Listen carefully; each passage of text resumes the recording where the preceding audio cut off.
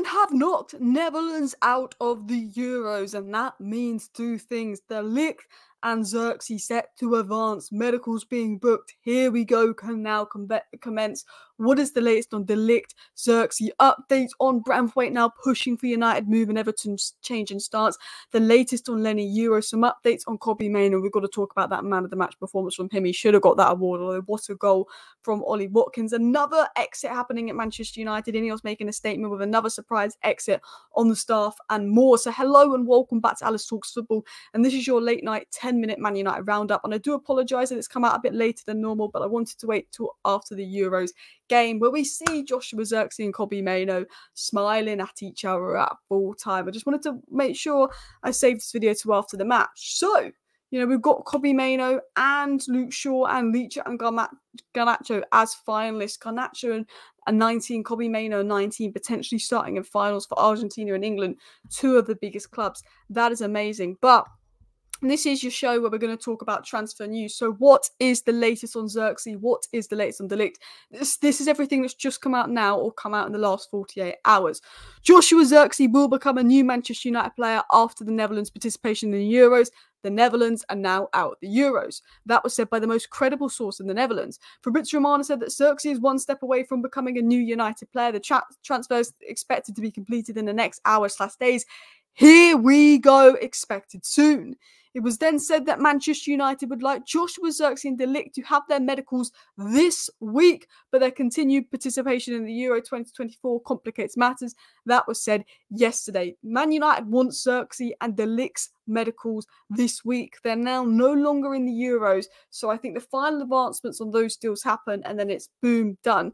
The only way I see De Ligt maybe falling through, and the only reason De Ligt might not be as advanced as Zirkzee, is because if we get Lenny Yoro and there's a chance we can get Branthwaite, we may not pursue De Ligt because he's always been the third choice, but De Ligt is very, very advanced, and that's the one thing holding it off as well. So let's dive into the next round of stories. It's said that deals are lined up for Joshua Zirkzee and Matthijs De Ligt, where United also determined whether to put forward another third bid for Branthwaite. So we've got deals lined up for Zirkzee and De Ligt. They're now set to be done. The Euros is over, and we're thinking, should we put another bid in for Branthwaite? And that's come out just now. It was then said by Fabrizio Romano that Joshua Zirkzee, here we go, is expected so soon. It could be when you're watching this video, and that everything is ready between Zirkzee and Man United. He's excited about the possibility of playing at Old Trafford. He's had phone calls with Ten Hag. He's also had phone calls with Ruud van Nistelrooy, according to Ben Jacobs, and Zirkzee is super excited about this move. The way that he was smiling at Kobbie Mainoo, I mean, the way that Zirkzee was acting, he knows he's going to be a Manchester United player. Fabrizio Romano keeps saying, you know, Zirkzee is going to be a Man United player. If Fabrizio Romano knows, like, he wouldn't ruin his credibility over that.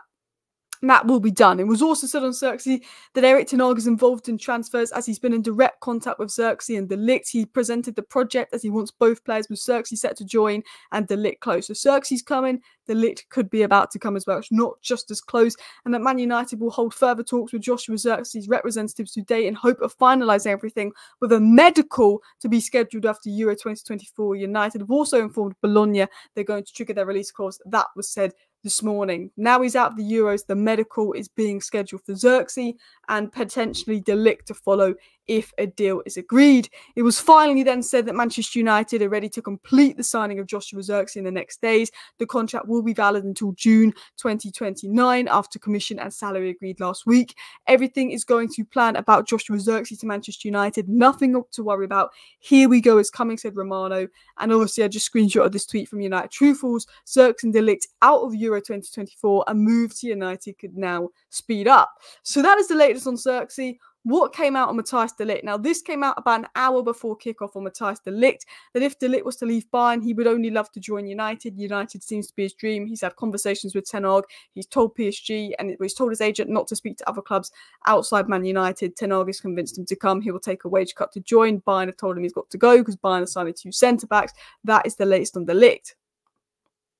It was then also said on Matthijs De Ligt that Manchester United are taking a big step towards signing De Ligt and are now willing to meet Bayern Munich's 42 million plus bonuses price. United want to complete the signings De Ligt as soon as possible. Nothing's expected to stand in the way of the deal happening, and that was said by Bild, who are one of the most credible outlets in Germany. But Florian Plettenberg, I think, is a little bit better than Bild, and basically this saying that Man United are going to pay the price for De Ligt. They want to complete the deal. They want to get it done. So either we're going to get the De Ligt deal done, does stall, it could be to do with Yoro, Branthwaite, what could be going on there. So what is the latest on Branthwaite and what is the latest on Lenny Yoro to United? And I do apologise if we're getting a little bit of lag here, guys. Why am I lagging, man? Oh, stop lagging. So I do apologise for that short disconnection, but it did say that Everton are expecting Manchester United's third bid for Branthwaite to come this week. They're frustrated by United's approach as they believe it's being done for a reason, that is trying to unsettle the player, and that is to try and unsettle the player.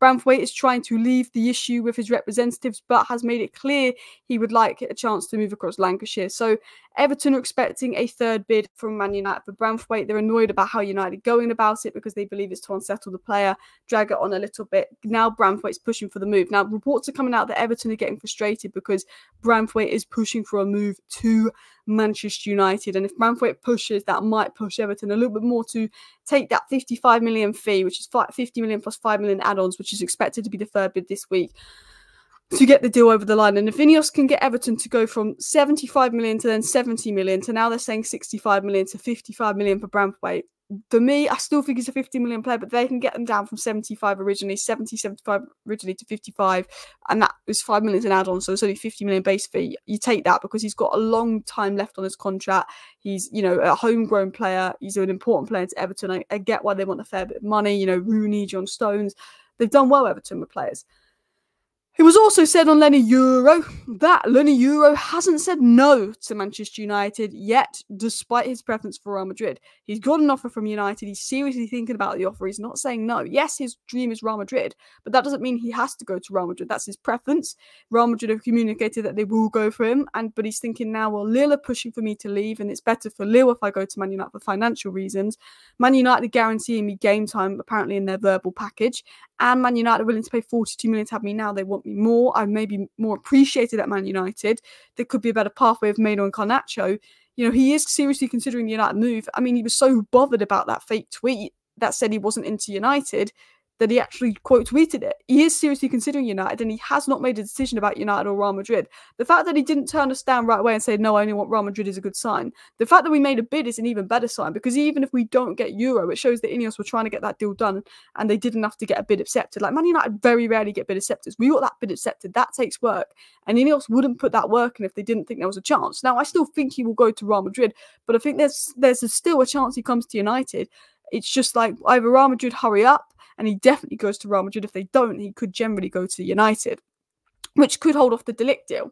So let's get into the final couple of stories. So, as I said, Ineos are clearing out everyone. 250 staff have gone. Murta, Arnold, coach has gone. Mitchell van der Gaard left today. Sports science people have gone, and now physios have gone, and Richard Meron and John Davin. Both physios leave the club. People on the board of directors have gone as well. And Richard Meron had been at the club 23 years. And look, he's been at the club a long time. He was here when we were successful, but football has changed a lot in 23 years. And when Ineos said they want a complete clear out, they meant it. You know, smaller roles, they're changing. Ineos are changing every element of the club. Nobody is safe. They want to clear out each element of the club as well. Someone that's been there since 1997 is already leaving as well. And I think, look, you know, that poor guy has been here 23 years. I'm sure he loved his time, but that is Ineos saying this is a new United, this is a new era, and I like that. But there's one guy that is a superstar. There's one guy that is absolutely phenomenal.